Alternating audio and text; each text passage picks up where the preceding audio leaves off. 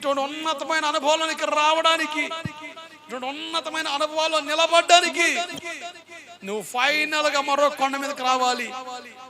నిర్గమ పుస్తకం 3వ అధ్యాయం 1వ వచనం, హోరేబు కొండ. ఏ కొండ? ఏ కొండ? హోరేబు కొండ. హోరేబు కొండలో ఏం జరిగిందో చెప్పండి నాకు. అంతనే శబ్దం ఉన్నారు ఏంది? ఏం జరగలేదా? మీరేమని చేస్తారా? అయ్యా ఏం జరగలేదా? నిద్రపోయే వాళ్ళు స్తోత్రం చెప్పండి. తెలివిగల మీరు మంచి ట్రైనింగ్ లో ఉన్నారు, నమ్మకంగా ఉంటున్నారు ఈ విషయంలో. ఏడ దొరక్కడు భలే నైస్ గా కవరప్ చేస్తున్నారు. దేవుడికి స్తోత్రం కలుగునగా. కొలవరి కొండలోనేమో తండ్రి నా ఆత్మ నీకు అప్పగిస్తామని చెప్పాడు కదయ్యా. మేము కూడా దేవుని దగ్గరికి వచ్చి నువ్వే చెప్పావు కదా ఆయనతో మిళితమైపోవని, మేము కూడా ఎడకొచ్చి తండ్రి నా ఆత్మ నీకు.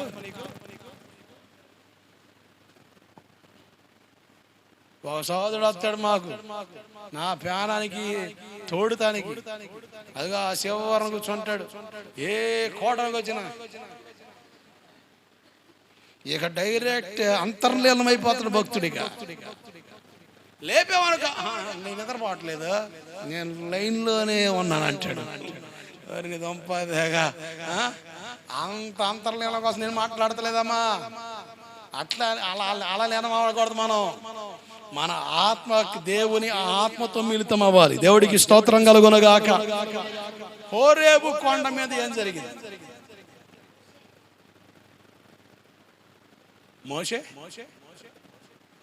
మీరు గ్రంథాలు త్రిప్పి వాటిని వివరంగా అధ్యయనం చేస్తా, మీ మనసుకు వచ్చిన మాట చెప్తా కూర్చుంటే ఏడే కాలం గడిచిపోతుంది. అందుకనే పాస్టర్ గారు మేము మిమ్మల్ని ఏం చూస్తా ఉన్నాం, నువ్వే చెప్తావని. మామూలు తెలివితేటలు కాదు. ఏం జరిగింది? హోరేబు కొండ మీద ఏం జరిగింది? ఎలా ఉందయ్యా పరిస్థితి అంటే, ఒక స్కూల్లో పిల్లలందరికీ, అది క్రిస్టియన్ స్కూల్, ఆ స్కూల్లో సండే స్కూల్ రిట్రీట్స్ పెట్టారు. మంచి సబ్జెక్ట్ ఇచ్చారు పిల్లలకి. ఫైనల్ రోజున ఇన్స్పెక్షన్ జరిగింది. ఆ ఇన్స్పెక్షన్కి వచ్చిన ఆయన ఒక పిల్లోని లేపి, అబో ఎరుకో కోట గోడల్ని కూర్చింది ఏ ఊరు అని అడిగాడు. ఏం అర్థం అయామయం చూస్తున్నాడు. ఎరుకో గోడలు కూల్చింది ఎవరు అని అడిగాడు. చెప్పయ్యా ఎరుకో గోడలు కూల్చింది ఎవరు అంటే వాడు ఏడుతున్నాడు. ఆ సండే స్కూల్ లీడ్ చేసిన వ్యక్తిని పిలిచాడు. ఏందయ్యా ఎరుకో గోడలు కూల్చింది ఎవరంటే ఏడుతున్నాడు అంటే, ఈయన అంటాడు, సార్ ఈ పిల్లోడు చాలా పద్ధతి కలిగినోడు సార్, అలా ఏమి పాడు చేయడు సార్ అంటాడు. ఏమి పాడు చేయడు. స్కూల్ యాజమాన్యం పిలిచారు. ఏందయ్యా ఈ క్రిస్టియన్ స్కూల్ ఎంత దరిద్రం తగలట్టారు, ఎరుకో కోళ్ళు కూల్చింది ఎవరంటే, సార్ మీరే కంగారు పడండి సార్, మా వాళ్ళు కట్టి పెడతారు అన్నాడు. మా వాళ్ళు కూలిపోతే కట్టి పెడతారు సార్, మీరు కంగారు పడకండి, ఒక 2 రోజులు టైం ఇవ్వండి అన్నాడు. మా గొప్ప వ్యవహారం గల్లో వీళ్ళు. క్రిస్టియన్ స్కూల్ పేరు, దానికి తగిన ఫండింగ్ వస్తుంది, పిల్లలు పోగేశారు. వాళ్ళకేం చక్కగా ప్రతిరోజు పొద్దునే బైబిల్ స్టడీ పాత ఉంటుంది, మధ్యలో సండే స్కూల్ రిట్రీట్స్. సరే ఇన్స్పెక్షన్కి వస్తే ఎరుకో వాళ్ళు కూల్చింది ఎవరంటే ఆ పిల్లోడు ఎడుతున్నాడు. అరే ఏందిరా బాబు అని అక్కడ ఆయన పెడితేనేమో, సార్ మా ఆడ అటుండోడు కాదు సార్, ఇంకెవరైనా చేసి ఉంటాడంటే అతను. అందరు పిలిస్తేనేమో, సార్ ఒకవేళ ఏదైనా తేడా మీరు కంగారు పడకండి సార్, కట్టి పెడతారు అన్నాడు. అసలు బైబిల్ గురించి అంత తెలియదు, కానీ క్రిస్టియన్ స్కూల్ మెయింటైన్ చేస్తున్నారు వీళ్ళు. అట్టా ఉంది మన పరిస్థితి. హోరేబు కొండ మీద ఏం జరిగిందంటే, అయ్యా నాకేం తెలియదు అన్నాడు చూస్తుంటే. హోరేబు కొండ మీద అహరోను చనిపోయాడు. ఎవరు ఎందుకు చనిపోయాడు అని అడిగా నాకు. అయ్యా నేను తప్పలేదు అయ్యా, దండ పెడతానయ్యా, పోలీసులు ఫోన్ చేయక అన్నాడు. చూస్తారేమో హోరేబు కొండ మీద పిలిచే, ఆ హోరేబు కొండకి ఇంకో పేరుంది, హూరు కొండ అని. ఏ కొండ? ఆ హూరు కొండ అంటే హోరేబు కొండ. ఆ కొండ మీదే అహరోను తన ప్రాణాన్ని విడిచాడు. భలే అద్భుతం చనిపోతున్నాయి అహరోను. మోషే పిలుస్తాడు, ఇక నీ టైం అయిపోయింది బాబాయ్, నీ టైం అయిపోయింది, నీ తర్వాత ఈ ఆసక్తి తత్వం నీ అబ్బాయికి ఇస్తున్నాడు అని చెబితే అసలు ఏం కంగారు పడలే, ప్రార్థన చేసుకుని అలా పడుకున్నాడండి. వస్త్రాలన్నీ తీసేసి పక్కనేసి మారు వస్త్రాలు వేసుకుని అలా పడుకున్నాడు. అంతే, ఆత్మ వెళ్ళిపోయింది దేవుని దగ్గరికి. ఆ వస్త్రాలు తీసుకెళ్ళి ఏలియాజర్ అహరోను కొడుకు తగిలించాడు. అద్భుతమైన మరణం అండి. దేవుడికి స్తోత్రం కలుగునుగాక. ఆ హోరేబు కొండ మీదే అహరోను తన ప్రాణం విడిచాడు.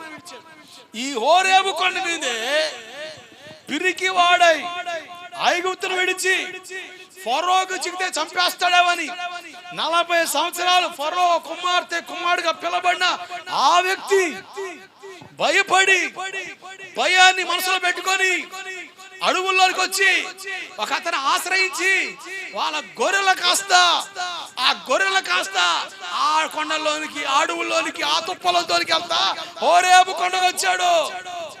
నియర్లీ 40 years, 40 సంవత్సరాలు గడిచిపోతున్న ఆనవాలు. ఆ హోరేబు కొండ మీద ఆశ్చర్యం, ఏదో పొద అంటుకుంది, నిప్పు అంటుకుంది, తగలబడుతుంది. అడవులు కదా, ఏమైనా మంటలు ఎగుతాయిలే, రోలు రాసుకున్నా కాస్త అట్లా తగలబడుతుండే, ఎవరైనా నిప్పు అంటించాడేమని అనుకున్నాడు ఈ వ్యక్తి.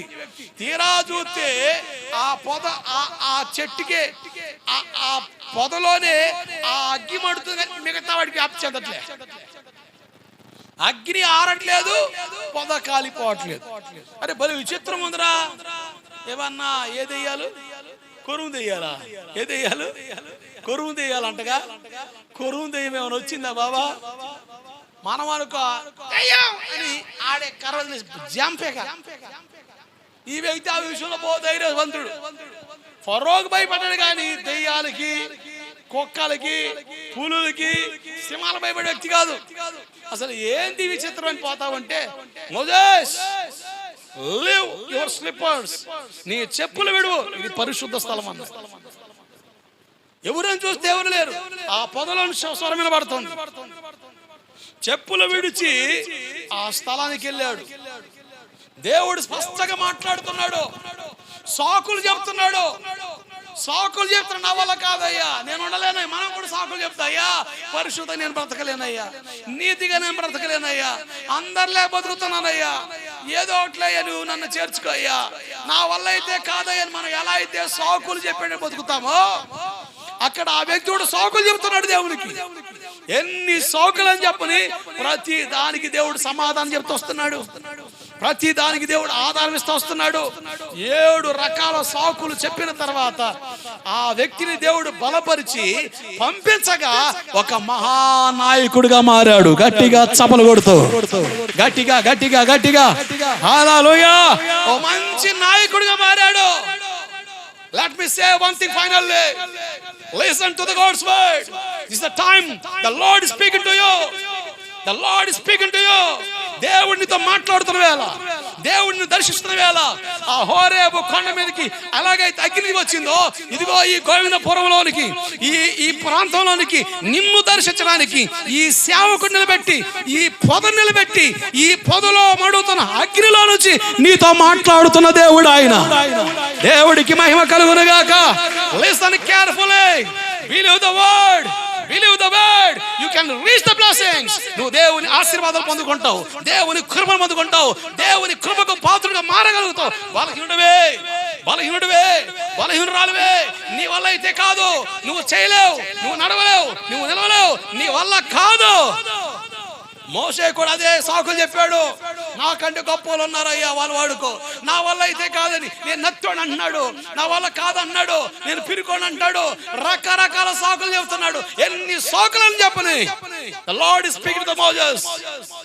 దేవుడు మోషేతో మాట్లాడడం మొదలు పెట్టాడు.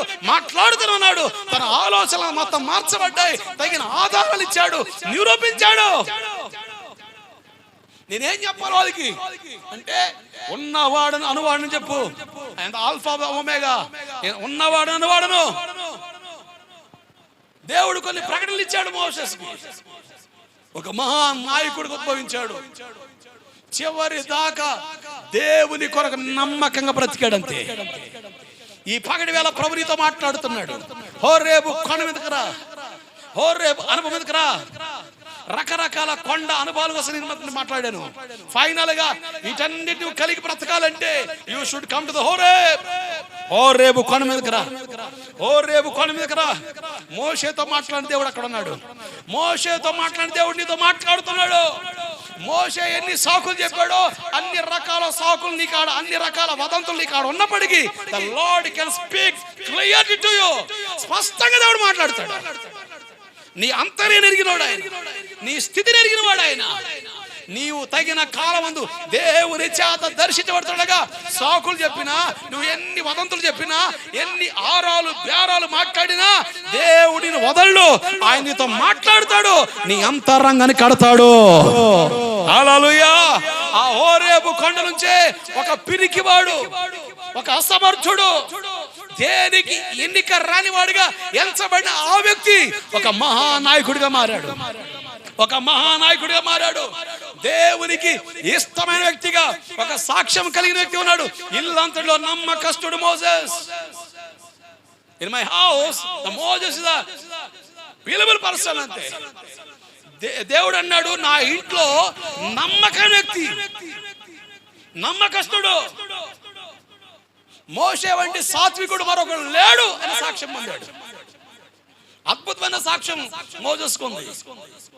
ఈ పగటి వేళ ప్రభువు చెప్తున్నాను, హోరేబు కొండ మీదకి వస్తే నీతో మాట్లాడే దేవుడు ఉన్నాడు.